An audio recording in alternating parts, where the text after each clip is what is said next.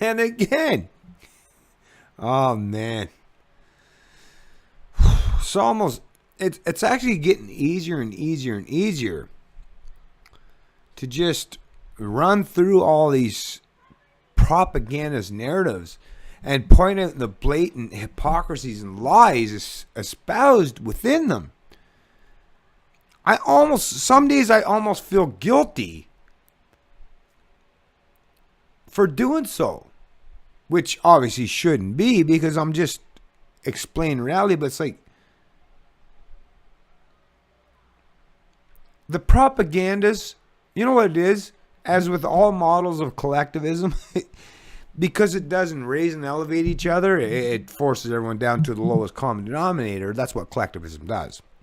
Forced subjugation, collectivism, right? Sacrifice the individual, no self-esteem. Is it forces everyone down to the lowest common denominator, which competition raises and elevates everyone, right? So if you're in a competitive environment, the people at the top are obviously better. That's just how it works, right? In a natural environment, that is.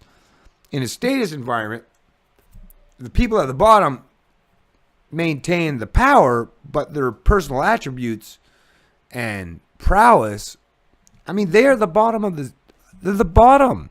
They're bottom feeders is what they are. They're parasites. They can't function in the real world in the private sector, so they got to go into the mystical deity position where they worship their central planet overlord and are rewarded for such. So it's like, yeah, I mean, it doesn't take much. You just got to be a good little lapdog, right? So yeah, you don't have to put much effort. But think about it. Retirement, this CBC News Business. Retirement, few Canadians without an employer provided pension plan have enough money, study says. Broadbent Institute finds fewer than 20% of middle income earners have more than 5 years of savings. But I mean, think about it. When the central planners, when the government's back in whatever the fucking time come about where they create their pension / Ponzi scheme here in Canada, the narrative back then was, oh, you don't have to worry about saving. Don't worry. Just allow us to rob from you a portion of your income, and we'll take care of that for you. No, you don't have to worry about your retirements and saving up for that. Don't worry. We got you. No worries. Right? Here we are in 2016 when those people, the baby boomers, my generation, my parents' generation, that fell for that nonsense, now the people that told them, hey, don't worry, we'll take care of you, they're saying, it's like, damn it, we don't have the money for you. And since your employers, which weren't supposed to be in Canada, in socialist Canada, your employers weren't supposed to be the ones that take care of you after. It was supposed to be your government, remember? But now they're saying, well, we can't afford to take care of you, right? Your employers can't take care of you. So now you got to figure it some other way. Maybe we either got to come up with another Ponzi scheme or you better save on your own. So the central plan of narrative, I mean, does this not all... for all you old fucks, you baby boomers, is there not a big neon sign flashing now at you saying, you were duped? You were duped. You fell for the narrative of the central planners, the cult of statism. They were good snake oil salesmen. They tricked you. They promised you the world. And you bowed down and said, you know what? Yeah, I don't want to be responsible for myself, so I'll place that, obligation in your hands, and I'll trust you to be there and do the right thing when all's said and done. So think about it. How do government, politicians, how do they come to power? Through mysticism, lies, forced subjugation, force and coercion, and the direct threat of force, right? You vote.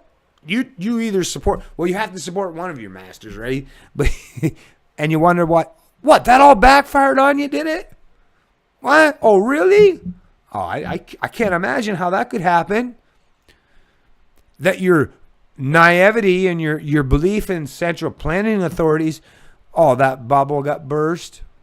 Well, that's why I'm here. That's why I do what I do. That's why I'm propagating an honest truth with objective reason and logic as the basis, and first principles as the basis for my truth, my philosophy, or not just my philosophy, but the philosophy of liberty.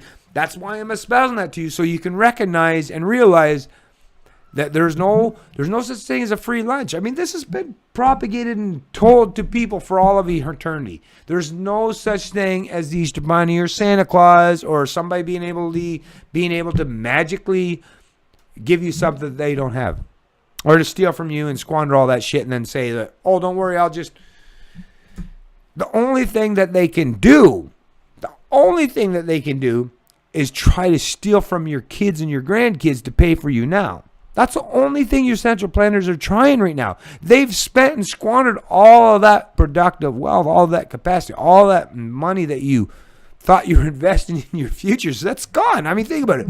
Canadian provincial and federal debts. Look at the record levels. Is there a surplus? So you know if there was a surplus of money for them to have available to pay for you in your retirement age, in your time of need, there would be surpluses. Instead, what do we got? Massive deficits and debt. So where's your money? Where's the money you gave the government? It's not just sitting there for you to get back.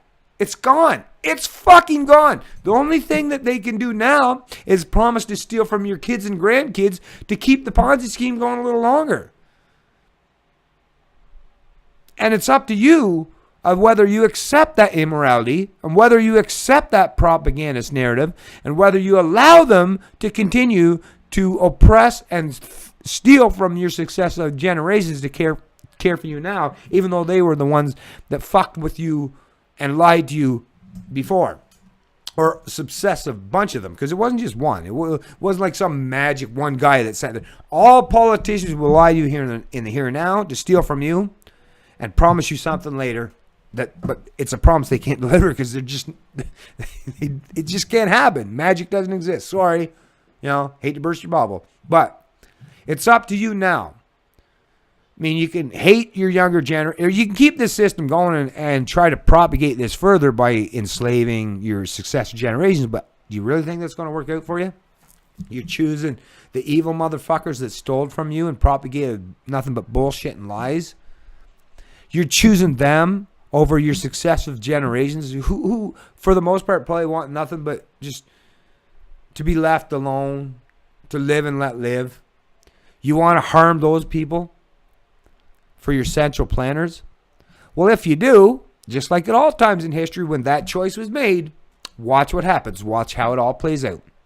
And you'll see the complete destruction of all of our society for the most part. Well, except for us. The people like myself, we're barely going to notice it.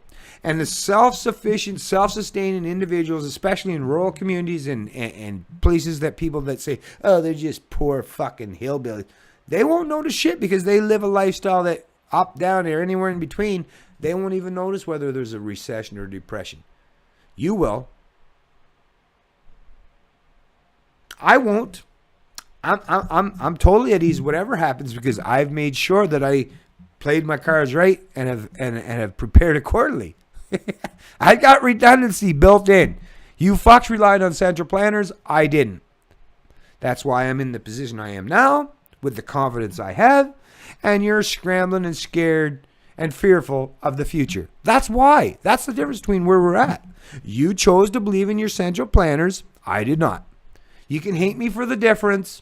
You can envy me and despise me for being much wiser than you.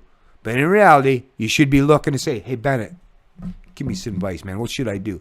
But rather than that, a lot of you just, damn you, I hate you for being smarter. I hate you for being wiser. I hate you for speaking the truth.